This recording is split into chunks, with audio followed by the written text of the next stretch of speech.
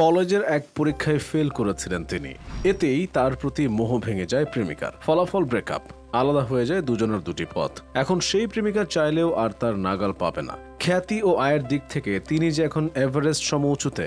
মাসে আয় কোটি টাকার বেশি, সম্পত্তির পরিমাণ 160 কোটি রুপি, যা বাংলাদেশি মুদ্রায় 200 কোটি টাকার বেশি। 40 বছর বয়সেই মোট 4 বার জিতেছেন জাতীয় চলচ্চিত্র পুরস্কার, 2 বার অভিনেতা হিসেবে, 2 বার প্রযোজক হিসেবে ফিল্মফেয়ার জিতেছেন 7 বার। 2011 সালে 6 মিনিটের লেখা এবং 35 মিনিটের রেকর্ড করা তার তুমুল জনপ্রিয় গান ওয়াই দিস কোলাভেরি ডি এ পর্যন্ত ইউটিউবে পেয়েছে 411 মিলিয়ন ভিউজ। একসময় এই গান ছিল ভারতীয়দের মুখে মুখে। বাবা মাকে নিয়ে এবছর উঠেছেন তার নতুন বাড়িতে। চেন্নাইয়ের অভিজাত এলাকা পোয়েস গার্ডেনে প্রাসাদ সম বাড়িটি 19,000 বর্গফুট জায়গার উপর নির্মিত হয়েছে। 4 তলা বাংলোটি বানাতে খরচ হয়েছে পুরো 150 কোটি রুপি। তামিল সিনেমা ইন্ডাস্ট্রির নামকরা অভিনেতা ধানুষের সাবেক প্রেমিকা এখন নিশ্চয় মাথা ঘুরে মরেন। 2022 সালের ডিসেম্বরে শীর্ষ 10 জন ভারতীয় জনপ্রিয় অভিনেতা অভিনেত্রীর নাম প্রকাশ করেছে চলচ্চিত্র বিষয়ক ওয়েবসাইট ইন্টারনেট মুভি ডেটাবেস বা IMDb। বর্তমানে সেই তালিকায় শীর্ষে অবস্থান করছেন দক্ষিণের জনপ্রিয় তারকা ধানুষ।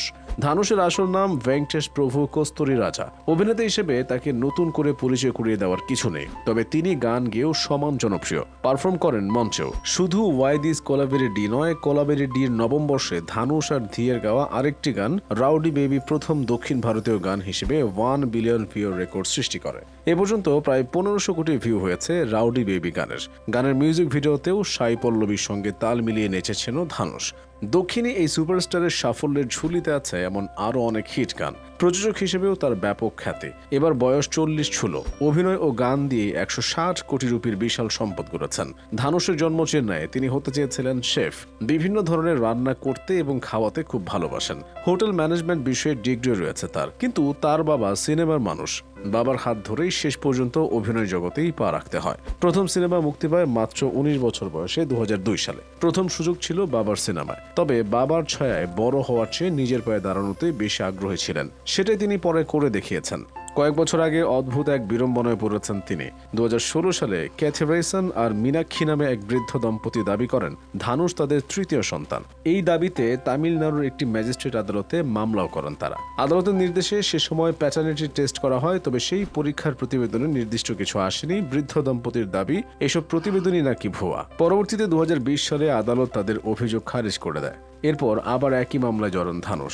সেই দম্পতি এবার দাবি করেন অভিনয় করবে বলে একাদশ শ্রেণীতে বাড়ি থেকে পালিয়ে চেন্নাই চলে যান ধানুষ। তারপর থেকে তার সঙ্গে আর যোগাযোগ নেই। সিনেমায় তাকে খুঁজে পাওয়ার দাবি করছেন সেই দম্পতি। প্রবল আর্থিক কষ্টের কথা জানিয়ে ধানুষের কাছ থেকে 65,000 রুপি দাবিও করেন তারা। তবে ধানুষ আগের মতোই তাদের দাবি সম্পূর্ণ ভিত্তিহীন বলে জানান। কেবল সংখ্যা নয়, অভিনয় দক্ষতায় ধানুষকে খ্যাতি এনে দিয়েছে। 24 বছরের অভিনয় জীবনে সিনেমার সংখ্যা 62টি। মুক্তির অপেক্ষায় আছে আর অন্তত এক হালি।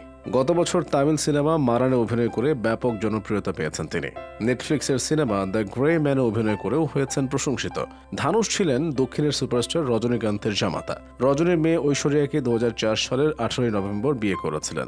দুজনের দীর্ঘ 18 বছরের বিবাহ জীবনের বিচ্ছেদ ঘটে গত বছর।